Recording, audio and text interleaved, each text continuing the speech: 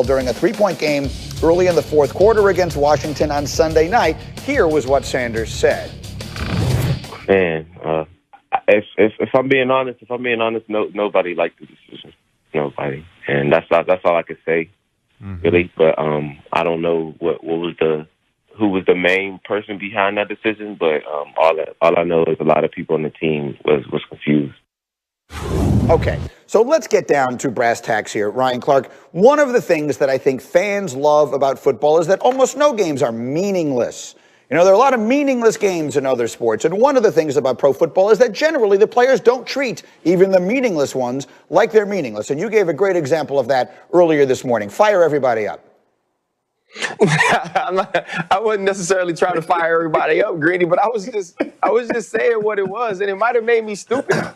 I remember going into one of the games at the end of the season. We were playing the Cleveland Browns. Both teams were out of the playoffs. I believe this was year 11 for me, and I remember I had a streak of 100 tackle years going, and I wanted to finish my career on that streak. And I think I was 9 tackles away from getting it. I believe I finished with 102 or something that year, but it was important to me to get to that milestone. It was important to me to play extremely hard to get there. And I was tweeting with Marcus Spears yesterday, and they were kind of talking about old players or former players forgetting what they felt about that last game. My deal was I wanted to hear my name called as much as possible in stadiums, because unlike a lot of people that was on the team with me, they got their names called on draft weekend. And so any opportunity I got to go out on the field, I was going to play hard. I was going to try to win. Now, I understand organizations see things different ways, but when your organization sees things those different ways, then tell us, communicate to us, let us know what our objective is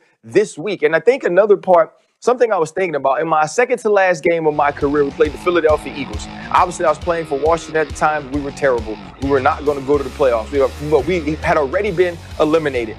I finished with 20 tackles that game. I think 18, 19, 20 tackles. I got all these calls from Pittsburgh. They stayed. It was a Saturday night. They stayed after dinner to watch me. And I just remember not thinking one time during that game that we were out of the playoffs. Not thinking one time during that game that it was meaningless. All I kept thinking was the fact that every time I got close to LaShawn McCoy, his eyes got this big because he understood I didn't care about the schedule. I didn't care about the records. And that's how some people are. And for those people, what Doug Peterson did is unacceptable. That's why Ryan Clark is a starter on my team. When I have a team, I'm starting RC. Dominique, your skepticism is putting you in serious jeopardy of not being on my team. Yeah, that's fine. Ryan Clark is not normal. Like, the idea that other people are like that is insane. There's 2 or 3 players that I've played with in my entire career that I know are like that. And the thing about a guy like Ryan Clark is, the reason why this is interesting is putting Sudfeld in is annoying, but it don't matter. You just heard it. It don't matter what you do on the offensive side of the ball. It don't matter what you do with the other safety or linebackers. Ryan Clark is going to go out there and throw his body into people and try to get 20 tackles in his last game before retiring. So, like that, I find that interesting. That ain't me. That ain't 90% of the league. And most of us at some point have been jaded and understand that it's a business. And I'm going out there like, man, this is my last game. You know what I'm not going to do? I'm not going to get me a concussion before I retire. Bro, I went to the hospital after the Cleveland game. Ryan put himself in the hospital. The last game of the season. I slept in the hospital. RC, Dominique, didn't you tell me that Ray Lewis would cry before games, meaningless games? Oh, yeah, that's what I said. I played with 2 or 3 guys like that in my entire career. Ryan Clark is one of them dudes, and I agree. If I owned a team, I would want Ryan Clark to be the safety on my team. As a father, I do not want my son or any of my daughters thinking like Ryan Clark. I don't want them going through life like, I don't give a bleep what happens to me or anybody else. I'm going to go barrel into them. But that's the difference between someone who owns the organization and someone who actually gives a dang about you. So, RC, I'm glad you're done playing football, because I really love you and I really care about you, and I don't want you doing that no more. Let me get Desmond in here. What do you think of this, Des? Which side of this you fall on? Hey, man, this conversation is taking a crazy turn. I don't even know what these guys are talking about right now. All I can tell you is this, Greedy, listen.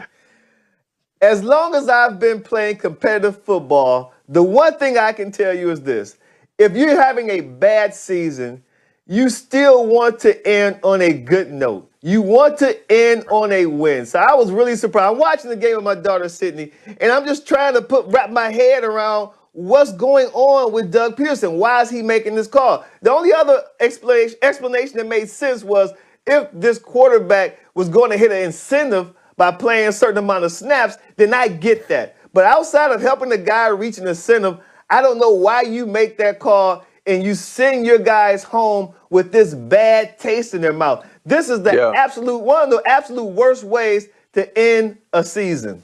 I like that. And we'll leave it there on that thought. We'll continue in a moment on Get Up as we go. Coming up, a surprising concession by Jerry Jones yesterday. Why the owner of the Cowboys believes Dak Prescott is the man with all provocative, hard-hitting questions to Dominique Foxworth, and whether he wants to or not, he has to answer them. And here comes the first one. Dominique, will Carson Wentz be a Week 1 starter in the National Football League next season? And if so, where? I think the answer is yes, and I think it's going to be Indianapolis. It's one of the teams that does have cap space. It feels like they always have cap space, and obviously there's connection between Wentz and Frank Reich. He was the offensive coordinator back when Wentz had that MVP caliber season that we all point back to that seems like so long ago back in 2017. So I could see them, considering the fact that Phillip Rivers is obviously, his career is coming to an end. There's not much left in the tank there, and he hasn't been a world beater. I could see them convincing themselves and having the room to bring Carson Wentz in and trying to rebuild what they did in Philadelphia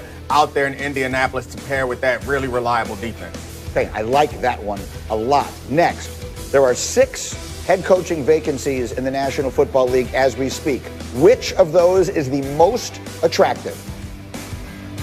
Yeah, I think right now I'm leaning towards the LA Chargers as being the most attractive. I think Deshaun Watson is a better quarterback, but we know the situation down there with drafting with draft picks available is a bit dire. But there is so much talent down there out there in Los Angeles, and Justin Herbert has shown more promise than we've seen out of a rookie quarterback since probably, Patrick Mahomes was in his second year, but since we've seen out of a guy like Dak Prescott, who was my favorite young rookie quarterback. So I think that that's an attractive job to go out there because you have defensive players. You may be getting Derwin James back to pair with Bosa and receivers on the outside. There are some holes on that roster. It's not perfect, but the cupboard is not nearly as bare. It's a 7-win team. Most of the other teams that you're looking at joining, they're looking at 1, 2, maybe 4 or 5 wins. This team has more talent than anybody else out there right now. Right, hard to argue. It isn't the one I picked, but it is hard to argue with your logic. All right, finally, we got a lot of experienced, legendary quarterbacks in these playoffs. But which quarterback in this postseason is likeliest to win his first Super Bowl this year? Yeah, I mean, this is the softball. I think it's easy. It's Josh Allen. He's the quarterback. You can include all the Super Bowl quarterbacks who've already won Super Bowls. He's the quarterback that's been playing the best the last month or so of the season. He has Stephon Diggs, who seems to be unguardable. And when you double or triple